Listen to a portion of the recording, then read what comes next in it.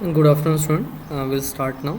So, in the last class, we started our first unit, and in last class, we have seen the introduction of AI and the definitions of AI. So, let's have a quick recap. So, we have seen what is AI, and we have seen these four categories. 1 minute. Yeah. We have seen these four categories of the definition, and basically these are four different approaches followed by different researchers. Okay, so these approaches are thinking humanly, thinking rationally, acting humanly, acting rationally. Here along this first row, we are more concerned with the thought process and reasoning of our agent. Okay, so whether our agent is thinking humanly or thinking rationally. Okay, along this second row, we are more concerned with the behavior of our agent. Okay, whether our agent is acting humanly or acting rationally. Along this first column, here we compare the performance of our agent with the human performance. Okay, so whether our agent is thinking humanly or acting humanly.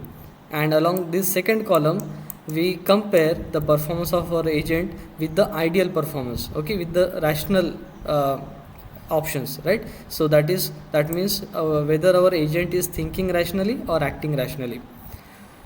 Under acting humanly, we have studied this Turing test, which test whether our agent is acting humanly or not. Okay, so this AI system is said to pass the test if this human interrogator, if he cannot figure out whether the written responses is coming from a human or a AI system, then this AI system will pass the test. Okay, that was the Turing test. Then we have seen this general problem solver, so where we compare the traces of our solver with the traces of human subjects. So whether our agent is following the same thought process or not, whether our agent is thinking humanly or not, that we compare, that we have seen.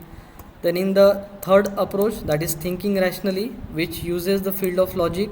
So here we use the reasoning and inference rule to draw the conclusion, that we have seen. And the last one is the acting rationally. Okay, so here we aim to build rational agents. Let us continue with the first unit. Today we are going to see the foundation of AI, artificial intelligence. Okay, so here we are going to discuss different discipline who have contributed in the foundation of artificial intelligence. So basically they have provided different ideas, viewpoints and techniques in the development of artificial intelligence. The first field is the philosophy. It dates long back in the age of Aristotle. So those were the people, first people who conceived that our human mind in some ways works like a machine. Okay, and that thought can be used to choose what actions to take. Okay, so in case of our agent, this thought will be the percept sequence of that agent. Okay, and based on that percept sequence, he will decide the next action. Okay, next field that have contributed in the development of AI is mathematics. So they have provided different tools and theories like logic, probability, and they have provided this tool to manipulate statements of logical certainty as well as uncertain probabilistic statements. Okay, so they have provided the tool to deal with such knowledge, whether it can be a certain knowledge or the uncertain knowledge. And they have also set the groundwork for understanding computation and reasoning about the algorithms. Next field is economy. So economists formalize the problem of making decision that maximize the expected outcome to the decision makers. So in this way, the economy field have contributed in the development of AI. Then neurology. So neuroscientists have developed theories about how our brain works, and that theory actually help in the development of various models like neural network. Then next field is psychology. So here main part is the linguistic. Okay, so with the help of this linguistic part, so we were able to develop syntax, semantics and different theory of grammar. And last but not least are the computer engineers who provided different powerful hardwares, algorithms, and the complexity theory that made AI applications possible. And there are few other disciplines also like control theory who have contributed in the development of artificial intelligence. Now let us see the history of AI. We'll see the significant remarkable events that happened during the development of AI. McLuhan's model, which was proposed in 1943, is considered to be the first work in the field of AI. Okay, actually they provided a circuit model of our brain. The next significant work is by Alan Turing. So we have seen that in 1950 Turing proposed his Turing test, and he is also famous for his article on computing machinery and intelligence.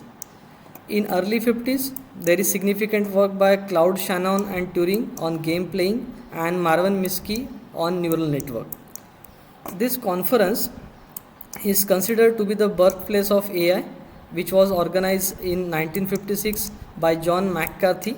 Okay, this is very influential figure in the field of AI because this AI term was coined in that conference only. Okay, total 10 participated in that conference, and they are very renowned researchers in the field of AI. This John McCarthy at that time was working in Dartmouth College. Later he moved to MIT College. Then in early 60s, Neville and Simon, they proposed the GPS, that is general problem solver. Then Arthur Samuels, he worked on learning to play checkers in late 50s. Then perceptron was discovered in 1962, okay, by Rosenblatt. Okay, but there were some drawbacks in the perceptron, which was identified in the year of 1969, and in that year only backpropagation algorithm was discovered. Robinson's had proposed complete algorithm for logical reasoning in 1965. Okay, this was very remarkable achievement in the field of AI. Then work in the 60s at MIT. In early 60s, Lisp language was discovered, which is one popular artificial intelligence programming language, and later in the 70s, Prolog language was discovered. We are going to have assignment based on Prolog, which is used for AI programming. Then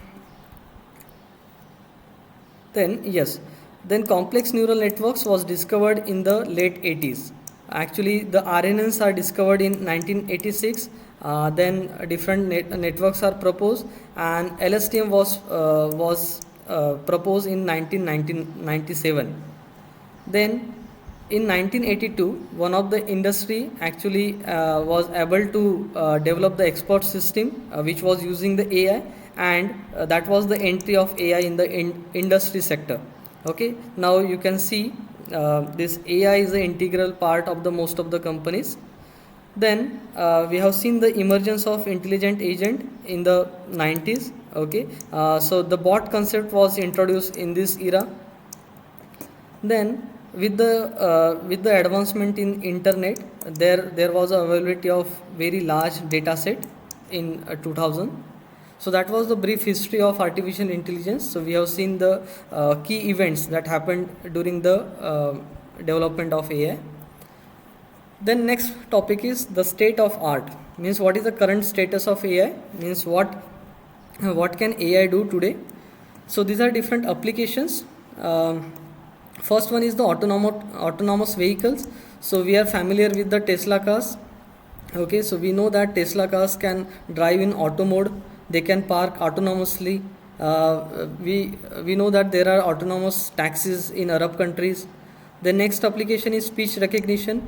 So the accuracy of personal assistant like Google Assistant, Alexa, Siri is due to the AI only, right?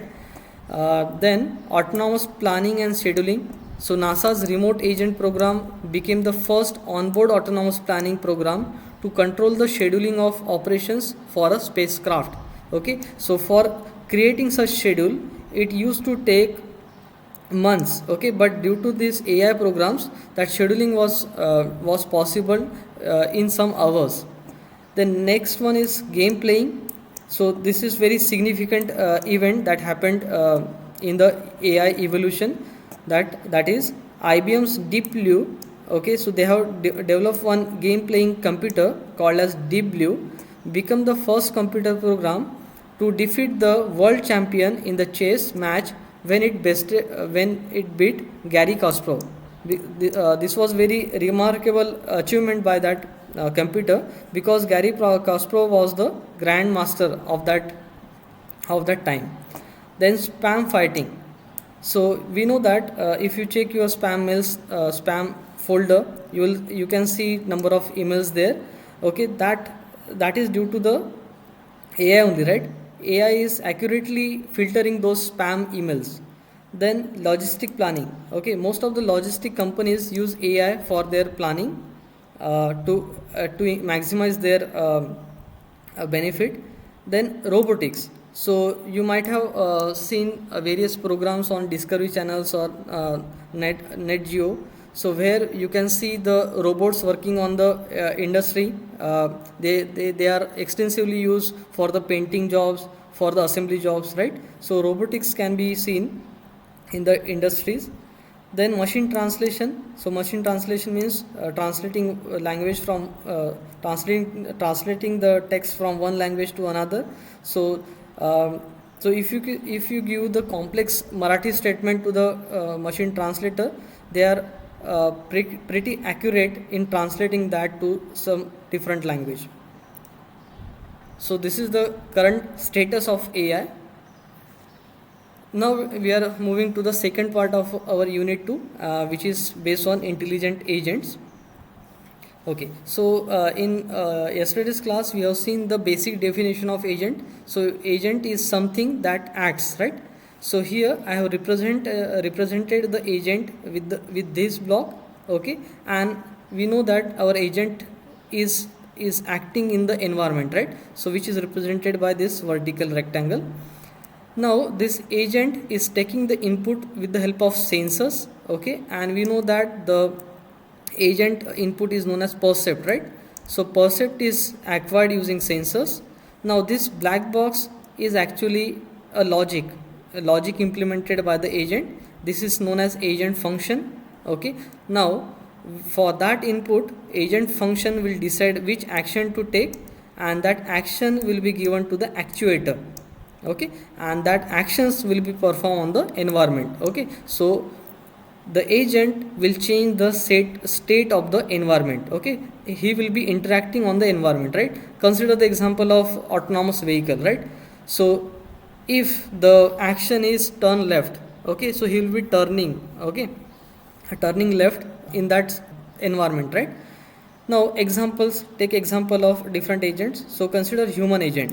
So what are the sensors that we have? So our eye, ear, our touch is the sensors, right? And what are the actions? Sorry, actuators. So our leg, hand, then our voice is our actuators.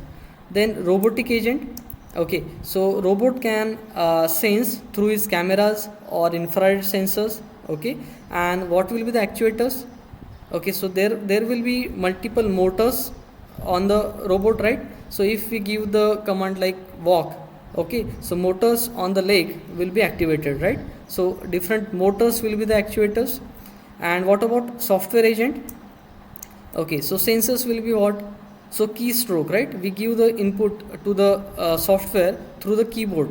That can be one of the sensor, or it can be the network packets received from the network. Okay, and what will be the actuators? So if you are typing, right, that means you are giving a input. The keywords that the words are displayed on the screen, right? So that displaying is the actuation, right? Then it can be a network packets which are generated from the computer. Okay, those will be the actuators. Now we'll see the formal definition of agent. Okay, so an agent is something that can be viewed as perceiving its environment through the sensors and acting upon that environment through the actuators. Okay, so from this diagram, from this block diagram, you can remember this definition. So an agent is anything that can be viewed as perceiving its environment through the sensors and acting upon that environment through the actuators. So we have seen the percept. What do you mean by percept? So percept is actually the agent's perceptual input, right? So it is a agent's perceptual input is known as percept. What is percept sequence? It is a complete history of percept for that particular agent. Okay, so complete history of the percept is known as percept sequence, and this statement is very important. In general, an agent's choice of action at any given instance can depend on the entire percept sequence observed to date, but not on anything it hasn't perceived. Okay, so the choice of action is entirely depend on the percept sequence and not on the future percept. Okay, now consider one example of agent. Consider this vacuum cleaner world. Okay, so our agent is our vacuum cleaner, and this is very pretty simple world. Okay, so we have only two blocks, block A and block B. Now this vacuum cleaner agent has a sensor to sense whether the floor is dirty or not, and its actuators is this suction pipe, okay, through which he will suck the dirt. Now what are the actions possible to our agent? So either he can move right, okay, from block A to block B, or he can move left from block B to block A. The third action possible is suck. Okay, so if the dirt is present, he can perform suck operation, or the final operation possible is do nothing. Okay, so he can wait for some time. Now this table is representing the agent function. Okay, so we can tabulate the possible action in the form of a table. Okay, so initially, so this will be your percept sequence, this four possible percepts. So our agent is in block A and the floor is clean. Okay, so we are representing the input by this tuple. So he is in block A and the status of the floor is clean. Okay, so he can issue the action right. Okay, he can move to the right block. Then if he is in A and if the status is dirty, he may issue a action called suck. Okay, then if he is in B and the floor is clean, then he may issue left action, and if he is in B and the status is dirty, he may issue suck action. Okay, this is at first step. Okay, then percept sequence, then the next input will be appended to the percept, right? So this is the percept sequence. Now if okay, so the current is input is A clean. Okay, so he is in A and the status is clean, he may move to right. Okay, so in this way we have to formulate every entry. So every for every possible percept sequence we have to enter the entry. Okay, so now you may ask that there will be the infinite entries in this table, right? So for that what we can do, we can put a limit. Okay, we can put a bound. Okay, and after that we can restart the system. Okay, so this is very simple agent function. Now how to implement that agent function? So we can write a function, and the actual concrete implementation of agent function is known as agent program. So this is the agent program of this agent function, for this agent function. So we have written a function for that. So reflex vacuum agent, so location and status will be the input parameters, and we will return the corresponding action. Okay, so now consider this is the current status, and we will run this code. So if, so you can see the dirt in block A. So if status, so location, the pass parameter will be A, okay, and status will be dirty. Status is dirty, then return suck. Okay, suck action is written. Okay, now consider that after suck action the dirt is removed. Okay, so we'll go back to the main function and we will come back. Okay, so location is A, status is not dirty, right? So then status equals to dirty, false. Then location A, yes, location is A, written right. Okay, so our agent will move to block B. Okay, so this is how we can implement the agent function with the help of agent program. So what do you mean by agent function? So this is an abstract mathematical description that maps any given percept sequence. So remember, so we are deciding the action based on the entire percept sequence and not on the current percept. Okay, so we are considering entire percept sequence for deciding the action. And then second one is agent program. So what is agent program? It is an actual concrete implementation of agent function running within some physical system. Okay, so the implementation of agent function is known as agent program. Okay, so we'll stop here.